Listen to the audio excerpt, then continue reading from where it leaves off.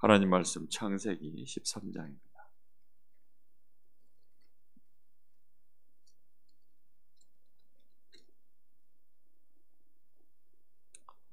창세기 13장 14절부터 18절까지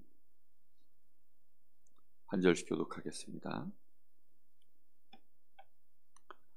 롯이 아브라함을 떠난 후에 여호와께서 아브라함에게 이르시되 너는 눈을 들어 너 있는 곳에서 북쪽과 남쪽 그리고 동쪽과 서쪽을 바라보라.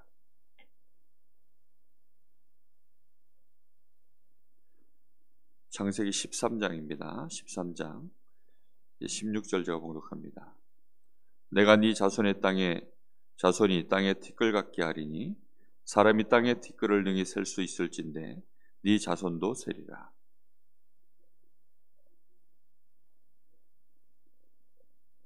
같이 봅니다.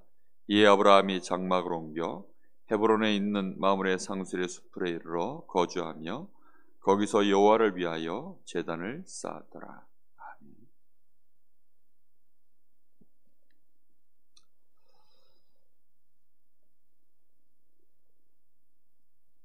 오늘 18절 말씀에 보면 아브라함이 장막을 옮겨라고 말씀하고 있습니다. 하나님은 우리에게 분명히 말씀을 주시고 그 말씀의 언약에 우리에게 흐름을 타기를 원하고 계십니다. 그래서 하나님은 특별히 아브라함을 부르실 때 그가 유목 생활을 하는, 다시 말하면 이 짐승들을 키우고 풀 있는 곳, 물 있는 곳을 쫓아서 유목민 생활을 하는 그런 사람을 특별히 부른 이유가 뭐냐면 하나님이 말씀의 성취를 위하여 하나님이 역사하시는 흐름이 있는데 그 흐름을 타는 데 있어서 원활하게 인도받을 수 있는 아마 그런 사람을 또 택한 것이 아닐까 이렇게 생각이 되어집니다. 특별히 지난 수요일 날 성막, 회막, 장막에 대해서 제가 잠깐 말씀을 나눴는데요. 장막이라는 것이 단순히 여기에서는 그렇게 큰 의미가 없는 것처럼 보여지지만 이스라엘 백성들에게 이제 출애굽 이후에 성막과 회막 속에서 이루어지는 장막은 좀 얘기가 다릅니다. 원래 이스라엘 백성들은 애굽 땅에 있을 때 장막 속에 기거하던 사람들이 아니었어요. 이 사람들은 애굽에서 400년 동안 이미 노예로 정착 생활을 하고 있었던 사람들입니다. 이런 사람들이 다시금 이제 장막을 짊어지고 그리고서 광야길을 떠나는 거죠. 광야길을 떠날 때 이들의 삶의 중심이 전부 어디에 있습니까? 성막을 중심으로, 회막을 중심으로 그 속에서 그리스도의 언약을 붙잡고 그리고 이제 하나님의 이 뜻과 계획을 따라 하나님이 인도하시는 대로 하나님의 구름기둥 불기둥이 움직여지면 얼른 이 장막을 걷어 올려서는 그대로 짊어지고서 이제 구름기둥 불기둥을 따라서 그 광야길을 하루길이든 이틀길이든 이유 없이 계속 진행해 나가는 것입니다. 그 구름기둥 불기둥이 멈춰서면 그 자리에 또다시 하나님은 성막과 회막을 그 자리에 짓도록 만들고 전 이스라엘 백성들이 거기에 오하열을 맞춰서 동서남북으로 또 진을 치고 그렇게 해서는 그들의 삶이 성막과 회막을 중심으로 그들의 광야길이 걸어가질 수 있도록 하나님이 그렇게 하신 것이죠. 그러하듯이 지금 이 아브라함이 하나님 앞에서 모든 불신앙들, 다시 말하면 이 본토 친척 아비집 이 중심으로 살던 그가 드디어 하나님 앞에 이 가나안 땅에 들어와서 말씀을 쫓아 들어온 것입니다. 그런데 여전히 그의 중심은 사실상 하나님 중심이 아니었지요. 그에게 성막, 회막 중심이 아니라 결국은 자신의 육신의 여러 가지 이제 그 가지고 있는 재물들, 재산들 그거 보존하기 위한 육신 중심이었습니다. 자기의 기준 속에서 이렇게 하면 되겠구나 저렇게 하면 되겠구나 나 중심으로 판단하고 인도받았었던 그런 사람이었습니다. 그런데 이 아브라함이 그곳에서 하나님이 그걸 버리게 하시려고 가나안 땅에서조차도 기근이 들게 만드시고 여러 가지 사건을 통하여서 아브라함에게 깨닫게 만드는 것입니다. 아, 이곳에서는 나 중심으로 살았다가는 살아남을 수 없는 현장이구나. 이곳에서는 육신 중심으로 쫓아다녔다가는 이렇게 어려움을 당할 수밖에 없구나. 여전히 거기에 대한 찝찝함이 있었는데 마침 조카 롯하고 분쟁이 일어난 겁니다. 이 분쟁이 일어나는 사건으로 인해서 아브라함이 이때 내가 정말 하나님 중심할 것이냐, 아니면 여전히 내가 말은 그렇게 하지 않지만 내 마음속에 이 조카 롯을 그대로 데리고 그것을 의지하고 배경 삼아서 함께 합력하여서 내가 나 자신을 보호할 것이냐. 이제 아브라함이 그런 고민을 했겠죠.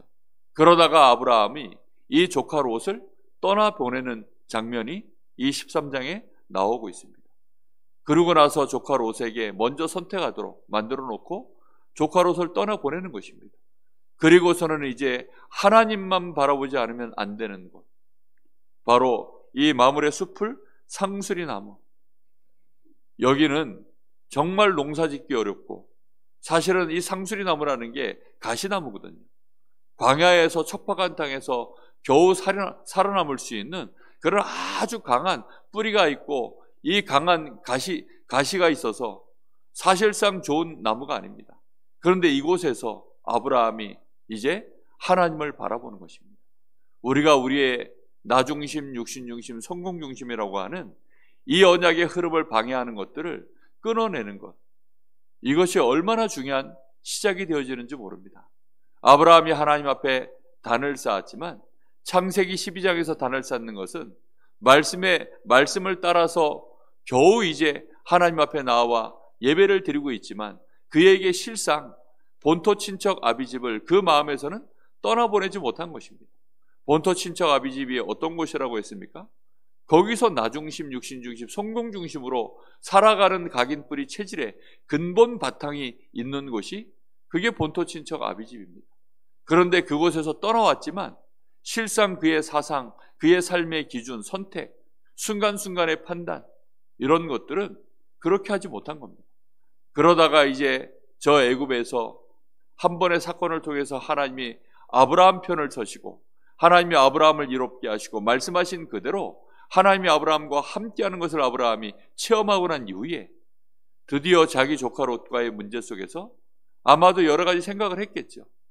이 조카 롯을 미리 마음속에서 내가 롯하고 헤어져야 되겠다, 그래서 하나님만 바라봐야 되겠다, 아마 그런 생각을 하고 있었을지도 모릅니다. 그런데 그냥 갑작스럽게 야, 우리 서로 분가하자, 너 나가, 아마 이렇게 말하기가 뭔가 애매했을 수도 있습니다. 어떻게 아브라함이 판단해서 이렇게 했는지는 알 수 없죠. 그러나 분명한 것은 이런 상황이 딱 벌어졌을 때 이걸 계기로 하나님의 계획이 여기에서 확실하게 시간표가 온 것 같다, 아마 판단을 했을 것 같습니다. 그래서는 조카 롯을 떠나보내고 아브라함이 이제 하나님을 바라보는 것입니다. 이때 하나님이 아브라함에게 말씀하십니다. 너는 눈을 들어서 동서남북을 바라보라는 것입니다. 종과 횡으로 네가 한번 다녀보라는 것입니다. 내가 너와 네 자손에게 이 땅을 주겠다. 네 자손들이 땅의 티끌과 같이 내가 되도록 만들겠다. 하나님이 이렇게 말씀을 주시는 것입니다. 그 말씀을 붙잡고 아브라함이 이제 그곳에서 하나님 앞에 단을 쌓는 장면이 나옵니다. 우리가 말씀을 따라가는 수준 정도가 아니라 아예 하나님의 말씀의 흐름을 보고 그 말씀의 흐름의 가장 중요한 흐름들을 우리가 놓치지 않고 그 흐름을 타는 것, 이것이 얼마나 중요한 것인지 모릅니다. 대부분 신자들이 주일날 말씀을 듣고 나면 사실 말씀을 듣고 잊어버리는 경우들이 대부분입니다. 말씀 제목 정도라도 붙잡고 있으면 그 사람은 믿음이 좋구나, 그 정도 쳐주는 게 요즘 시대의 풍토죠. 근데 사실 그 정도 가지고 되는 것이 아닙니다. 말씀을 가지고 아예 나의 삶을 인도받을 수 있는, 이스라엘 백성들이 광야길에서 그거 훈련받은 것입니다. 하나님의 말씀이 떨어지면, 하나님이 움직이시면, 하나님이 어디로 이끄시든지 그 길로 가는 것입니다. 물이 없는 곳일지라도 하나님이 인도하시면 가는 거예요. 해충이 많고 대적하는 동물들, 이 들짐승들이 많아도 하나님이 인도하시면 가는 곳입니다. 광야에서 물 없는 곳으로 하나님이 인도하시면 어떻게 될까요? 40년을 하나님이 인도하시면, 광야길 40년 뺑뺑 돌면 여러분 광야길 이제는 알지 않을까요? 1년, 2년, 3년, 한 10년만 돌아도 광야길 그 뭐 넓어봐야 얼마나 넓겠습니까? 광야에서 그 긴 세월들을 보내고 나면 아마도 이스라엘 백성들이 생각할 때, 아, 이쪽으로 가면 힘든데, 아, 저쪽으로 가면 힘든데, 군생활도 처음 신병들 들어가면 뭐가 힘든지 어려운지 아무것도 모릅니다. 그러나 1년 딱 돌고 나면 한 해 동안 언제가 힘들고 무슨 훈련할 때가 힘들고 다 압니다. 그러하듯이 광야길 한 10년 돌고 나면 다 알죠. 그럼에도 불구하고 구름기둥 불기둥이 움직여지고 모세의 말 한마디에 전 백성들이 하나님의 명령을 따라서 그냥 일사불란하게 움직여지는 것이 광야 40년 하나님이 훈련시킨 이스라엘 백성들의 삶입니다. 이 백성들은 말씀의 흐름을 얼마나 이제는 완벽하게 타는지, 홍해 앞에서는 우왕좌왕하던 그들이 40년 훈련 딱 받고 나니까 하나님의 언약궤를 맨 제사장이 저 요단에 물이 흘러 넘치는데도 언약궤를 맨 제사장들이 앞서 가라 하니까요, 두말 이유가 없어요. 모세가 그렇게 말한 것도 아닙니다. 여호수아의 말 한마디에 이스라엘 백성들이 생각하는 지도자는 모세거든요. 근데 그 모세가 사라지고 난 이후에 여호수아를 통해서 하나님이 말씀을 주시는데도 그대로 이 백성들이요, 이 여리고 앞으로 진행해 나가는 이 요단을 그대로 건너서는 이제 하나님의 말씀대로 여리고를 돌라 하니까 이유가 없어요. 일주일 동안을 매일 한 바퀴씩 돌아가는 것입니다. 그 백성들이 그 여리고성 앞에서, 여리고 위에서 돌멩이를 던지거나 활을 쏘거나 공격을 하면 어찌할꼬 한마디 말이 없어요. 그대로 도는 것입니다. 너희는 말하지 말고 잠잠하여서 도르라니까요, 말 한마디 하지 아니하고 여리고를 도는 거지. 이래가지고 뭐가 될까? 한마디 말이 없어요. 그대로 하나님 말씀 그대로 자기들이 응용하는 것도 없고 생각하는 것도 없고 말씀하시는 그대로 따라서 흐름을 타고 가는 겁니다. 그것을 누가 봤느냐? 사실은 광야길 걸어가는 동안에 이스라엘 백성들의 자손들이 본 것입니다. 하나님의 말씀에 가라면 가고 하나님의 말씀에 서라면 서고 정말로 팥으로 메주를 쓴다 해도 하나님의 말씀이면 아멘하고 가는 겁니다. 그게 말씀의 흐름을 타는 거예요. 아브라함이 드디어 그렇게 시작을 한 겁니다. 그래서 아브라함이 말씀의 흐름을 타고 그 속에서 처음으로 단을 쌓은 거예요. 그렇게 되어지니까 하나님이 주시는 응답 자체가 완전히 사이즈가 달라집니다. 우리가 아는 바와 같이 얼마 안 가서 아브라함은 큰 거부가 되어졌는데 이미 가병 318명, 그렇게 하나님이 벌써 인력이라고 하는, 경제력이라고 하는 이 축복이 아브라함에게 올 만큼 그에게 영력과 지력과 체력, 이 응답이 실제로 그에게 임해버린 것이죠. 우리가 오늘 하루 종일 하나님 바라보고 기도하고 그리고 주신 말씀을 붙잡고 우리의 삶을 어떻게 완전히 흐름을 바꿀 것인가? 결국은 말씀을 흐름을 탄다는 것은 나의 삶의 흐름 자체를 바꾸는 것입니다. 정확하게 말하면 뭘 바꾸는 것이죠? 내 생각의 흐름을 바꾸는 것입니다. 내 마음에 흐르고 있는 수많은 생각의 이 지류들을 하나님의 말씀으로 메인스트림이 되어지도록 그렇게 바꾸는 것입니다. 그렇게 해서는 말씀의 흐름을 따라서 내 마음과 내 생각이 나의 영적인 상태로 바뀔 수 있도록, 그렇게 해서 하나님을 바라보고 그 언약의 말씀을 붙잡고 내가 복음화 되어진 상태에서 보좌를 바라보는 이 보좌와의 축복이 사실적으로 일어나는 이런 응답들을 누려야 되겠습니다. 아침에 눈을 딱 뜨면 내 생각이 말씀이 떠오르고 말씀 중심으로 모든 생각나는 것들이 연결되어지고 또 하루를 살고 나면 말씀 중심으로 나의 하루의 삶이 정확하게 되돌아보아지고 또 나의 낮의 삶 속에서 일을 만나고 또 우리가 사람을 만나고 사건과 문제를 만나면 하나님의 말씀 속에서 하나님 중심으로 이것을 어떻게 하면 좋을까? 저절로 나도 모르게 이렇게 하나님 앞에 묻게 되어지고 인도받게 되어지고 이런 일들이 이어져 가는 것입니다. 이게 말씀의 흐름을 탄다는 것입니다. 여러분, 정말로 이런 은혜가 우리의 삶 속에서 일어난다면 하나님의 역사는 우리의 삶의 발걸음 속에서 그대로 응답으로 모든 사람들이 볼 수 있을 만큼 증거로 하나님이 우리를 세우시게 될 줄로 믿습니다. 그 축복을 누리는 오늘도 귀한 하루가 되시기를 예수 그리스도 이름으로 축복합니다. 기도하겠습니다. 하나님 감사합니다.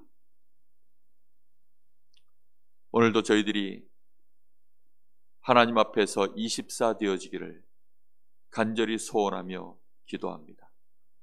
2022년도에 우리가 24라고 하는 언약을 붙잡고 우리가 한 해의 출발을 시작합니다. 말씀의 흐름이 우리의 마음 생각 속에서 24 흐르기를 간절히 원합니다. 특히 하나님의 이 생명의 복음으로 우리의 영적인 상태가 변화받기를 원합니다. 복음화의 응답 24, 실제적인 응답이 우리에게 회복되어지게 하여 주옵시고 이것을 가지고 현장의 하나님의 나라를 이루는 보좌와의 응답이 24 되어지는 언약 속으로 하나님 저희들이 단을 쌓을 수 있도록 축복하여 주시옵소서. 성령의 충만함으로 주시는 영력과 지력과 체력이 하나님 우리의 현장의 증거로 나타나는 경제력으로 인력으로 하나님 제자와의 축복을 이룰 수 있을 만큼 하나님이 역사하여 주시옵소서.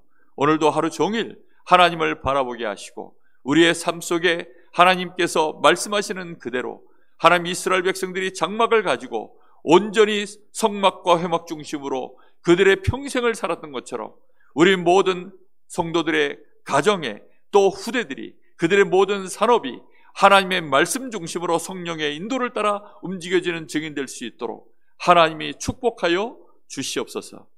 지금은 우리 주 예수 그리스도의 은혜와 우리 아버지 하나님의 크신 사랑하심과 성령의 역사하심이 말씀의 흐름을 타서 정말로 아브라함처럼 믿음의 여정 속에 그 조상의 발걸음으로 우리 후대들 앞에 증인으로 설 또 현장에 하나님의 나라를 이룰 하나님의 사람들 머리 위에 이제와 영원토록 함께 계실지어다.